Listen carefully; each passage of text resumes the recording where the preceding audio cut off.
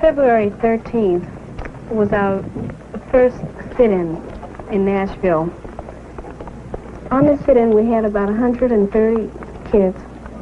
I think on this day, many of us didn't realize just how important our movement would grow to be. The targets of the Nashville students were the lunch counters at the city's 2 largest department stores and 4 variety stores. And for the first time, the community was confronted with Negroes in places where they had never been. You go to a counter. You do not request that the person sitting next to you get up and leave. You merely come in and sit down beside him, as any human being would do. You cause no violence. You have no angry words. You're friendly, and it sort of helps to project the idea that here sits beside me another human being. Altogether, it was a moving feeling within me that I was sitting there demanding a God-given right, and my soul became satisfied that I was right in what I was doing. At the same time, was something deep down within me, moving me, that I could no longer be satisfied or go along with an evil system. That I had to be maladjusted to it. And in spite of all of this, I had to keep loving the people who denied me service, who stared at me. During the early weeks of February 1960, the demonstrations that came to be called the sit-in movement exploded across the South. Within a period of 2 months, the movement had spread to 65 cities involving every southern state, with the exception of Mississippi. The new tactic came as a surprise, creating bewilderment and confusion in the white communities and even among the Negroes themselves. I think that people who strive to gain social acceptance through although they're called nonviolent or passive resistance, they're the most violent. I also think that it is in violation to my civil rights. If someone can say, "You must serve me," if a man owns an eating establishment, if he can't choose whom he pleases to serve or not to serve, that can affect me and you and anyone else. I would say that they should examine the white person very closely first to see whether or not they're going about it in the right way. Now, if I'm a businessman and people that I do not want in my business insist on either coming in or boycotting, which is their perfect right to do, and certainly it's not going to make me love them. Breaking bread is essentially a family custom, almost a sacrament. Now, when you claim that you have been denied equal rights in participating in something that is regarded as a family custom or sacrament, and insist on being recognized, you're getting into dangerous ground, and ground that can be misconstrued, and in which you can be wrong.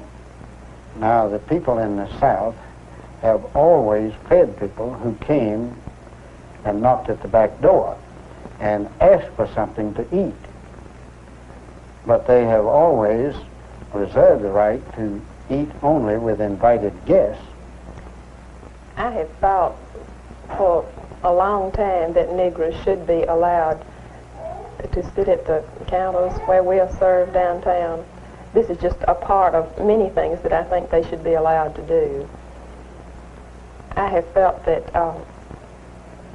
it really was not fair for them to be served in the stores as customers and not be allowed certain services, denied certain services within those same stores.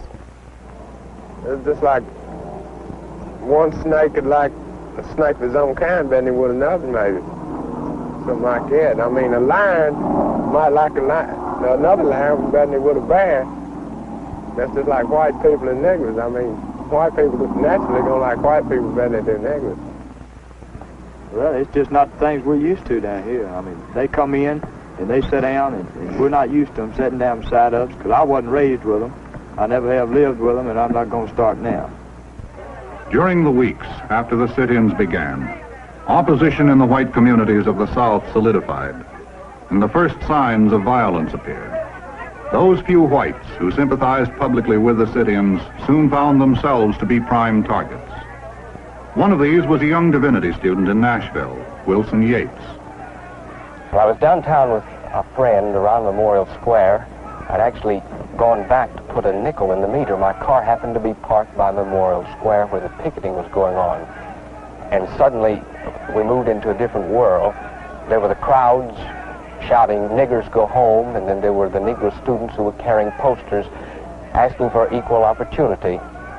And being thrown in the situation of the crisis, I had to act, and I had no other choice than to respond as I did. So I walked over and I asked the Negroes if it would help or harm if I carried a poster. They said it would help. Right before I went over, some white boys had entered the ring carrying derogatory posters like "Go home, coon," and "Send the bunnies home." And I entered the ring, and I started walking around. I was with a friend. One of the white boys walked over to this friend. He said something to him. I told him when he come around on the white side, I just gonna hit him one time. Here I was in the raw, walking around a square carrying a poster which said "Equal rights for all." And the crowds on each side yelling, "Get rid of the nigger lover, tell the nigger lover to go home," and they were referring to me. The boy came towards me. He cursed me out. Yeah, because he was white, taking up for the nigger. That really got me over there when them two white boys started carrying signs for the niggers over there. And then the momentum began to build from the crowd, and they said, "Hit the nigger lover, hit the nigger lover." And then there's that strange, long, lonely feeling where you're waiting for something to happen, and you don't know what's going to happen, but somehow, down deep, you're ready for it. And he walked up behind me. I reached and grabbed that Yates boy to see how hard I could hit him. He hit me in the back of the neck. I lurched forward, but I didn't fall. I regained my balance, and then in the midst of it, with the shouting and the jeering and the crowd of people, I suddenly felt this tremendous humiliation. Suddenly, I had crossed into another race. I moved into a different world. I was a Negro feeling all of the rejection and humiliation he must have to go through every time he's rejected. On the morning of the 27th, this was to be our first real violent day. It was the first time when we could really test our own convictions as far as nonviolent means were concerned. 5 ministers said to us, "If you go downtown today, you're going to be arrested. Please don't go downtown because we're not prepared. We should have community behind us." Paul LaPrade, he was one of the few white students who were with us. They always pick on the white students because they hate to see white sympathizers. I saw a bunch of coloreds sitting on the stools. They looked like a bunch of idiots sitting up there waiting for people to try to throw them off, and they looked like they were just trying to egg on a fight. None of us looked back, but yet we could see everything that was going on through the long mirror.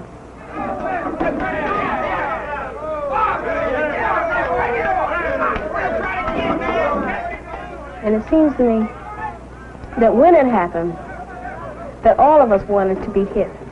This was an experience that we needed to keep our movement going, to keep ourselves going, and to convince ourselves that we really were nonviolent.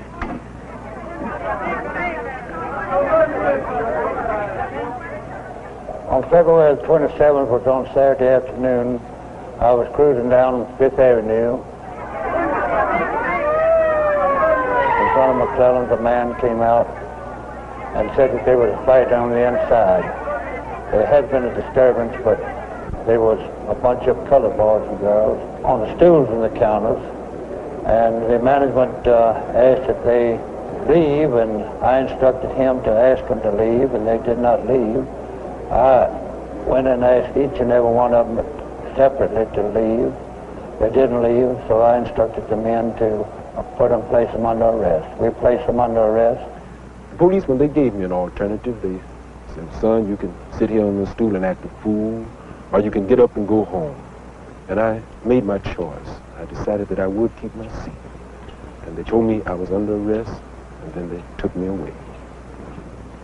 When we cleared the stools, some more colored boys and girls and white boys and girls got on the seats. When we told them that they were under arrest and they had to leave, well, they got up. But as far as having anything personal against them or anything against them because they were either black or white, we arrested in this crowd several white boys and girls.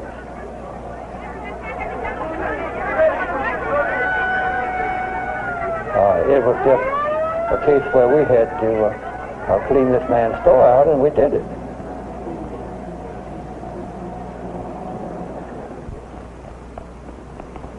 I'm C.E. Warren, turnkey at City Jail. I've never seen anything like it when they brought these kids in. On February 27th, 80 Nashville students were arrested out of over 300 who were participating in the sit-ins that day. The first of a series of wholesale arrests throughout the South. You're in jail. You're joking. Man, what my mother gonna say when she hear about that? The mother of 2 students who were in jail. Well, there was plenty of anxiety on my part, but I always think of what Matthew Jr. told me. And when he called from the jail, he said, "Be cool, mother." And that was very trying, and yet it was amusing too. He's telling me to be cool at this point. So even now, when I think of it, I get quite a bit of fun out of it. Just hearing him say it, I can't say it as he said it, but he said, "Be cool, mother." And I tried to be cool. So I felt, though, that there would be safety for them, because I felt that our faith in God would help to bring them through this safely.